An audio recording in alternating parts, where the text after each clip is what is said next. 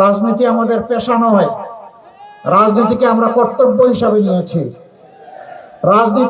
রাজনীতিতে যারা পেশা হিসাবে নিয়েছে, দুর্নীতি, চাঁদাবাজি, মামলাবাজি, লুণ্ঠন এগুলা তারা করে। আমরা দুর্নীতিমুক্ত একটি বাংলাদেশ গড়ার অঙ্গীকার নিয়ে ময়দানে এসেছি। আপনাদের এখানে তো কোনো চাঁদাবাজি তেমন হওয়ার কথা না, এখানেও চাঁদাবাজি হয়। ইনশাআল্লাহ আল্লাহ তাআলা আমাদেরকে সুযোগ দিলে এই দেশ পরিচালনার আমরা চাঁদাবাজের হাত বন্ধ করে দেব ইনশাআল্লাহ। আর চাঁদাবাজি করার দুঃসাহস কেউ দেখাবে না।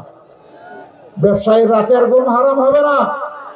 ফুটপাতের সাধারণ হকারকে চোখের পানি ফেলতে হবে না যে আজকে সারাদিনে কয় টাকা রুজি করবো, শুরুতেই তো তাকে 100 টাকা আমার দিতে হবে। এমনকি রাজধানীর কিছু কিছু জায়গায়, আমি এখানকার কথা বলতে পারবো না, ভিক্ষুক যেখানে বসে ভিক্ষা করতে, সেখানে আগে চাঁদা, আগে খাজনা আদায় করে তারপরে বসতে হয়। এরা কোন স্তরের প্রাণী আপনারাই চিন্তা করেন। রাজনীতি আমাদের পেশা নয়, রাজনীতিকে আমরা কর্তব্য হিসাবে নিয়েছি। রাজনীতিতে যারা পেশা হিসাবে নিয়েছে, দুর্নীতি, চাঁদাবাজি, মামলাবাজি, লুণ্ঠন এগুলা তারা করে। এতটুকুই শেষে না, এরা আমাদের মা বোনদের ইজ্জতটা পর্যন্ত রাখতে দেয় না। এই নির্বাচনের সময় মানুষ কত সতর্ক হয়ে কথা বলে, কিন্তু কিছু কিছু রাজনৈতিক ভাই বন্ধু তারা কিভাবে বলে যে যদি বোরকা পরে তা কোনো মেয়ে লোক আসে, যদি মেকআপ করে আসে, যদি হেজাব পরে আসে, খুলে ফেলবা। বলতে বলতে বলছে পুরা কাপড় খুলে ফেলবা। এরা কি কোনো মায়ের গর্ভ থেকে দুনিয়া আসে নাই? যদি এসে থাকে বলবো প্লিজ মার জাতিকে সম্মান করতে শিখুন। আগে আপনার আপন মাকে সম্মান করুন। যদি আপনার মাকে সম্মান করার শিক্ষা আপনি পেয়ে থাকেন, এই দেশের 9 কোটি মাকে আপনি সম্মান করতে পারবেন।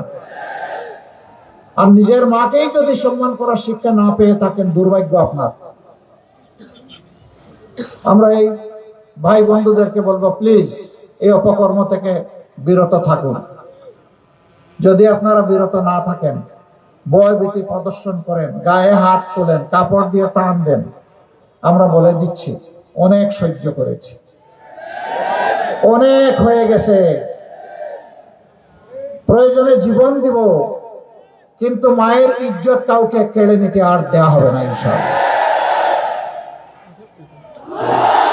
যদি বাংলাদেশের কোথাও কোনো দুর্বৃত্ত এই অপকর্ম করে, আমি আপনাদেরকে আহ্বান জানাবো, ওকে আপনারা সমুচিত শিক্ষা দেবেন,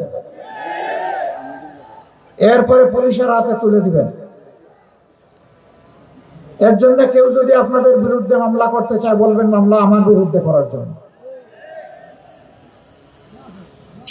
আমরা আশা করব যারাই অপরাধ করেছেন তারা অনুতপ্ত হয়ে জাতির কাছে, মার জাতির কাছে, 9 কোটি মা বোনের কাছে তারা ক্ষমা চাইবেন।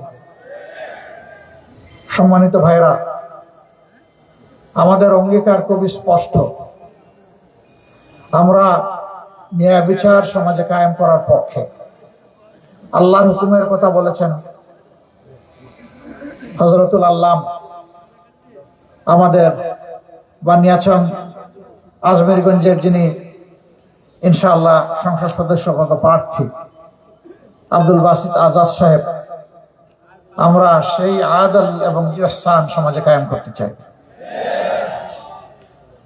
একজন সাধারণ মানুষ অপরাধ করলে যে আইনে তার বিচার হয়ে শাস্তি হবে, রাষ্ট্রের রাষ্ট্রপতি, প্রধানমন্ত্রী, মন্ত্রী পরিষদের সদস্য, তারাও যদি সেই অপরাধ করেন, ইনশাআল্লাহ আইন এবং বিচার কাউকে ছাড় দিয়ে কথা বলবে না। আইন সকলের জন্য সমান হবে, বিচার আর টাকার বিনিময়ে বিক্রি হবে না ইনশাআল্লাহ। গরিবের, অসহায় মানুষের কোনো বিচার নেই, বিচার সবসময় প্রভাবশালীর পক্ষে।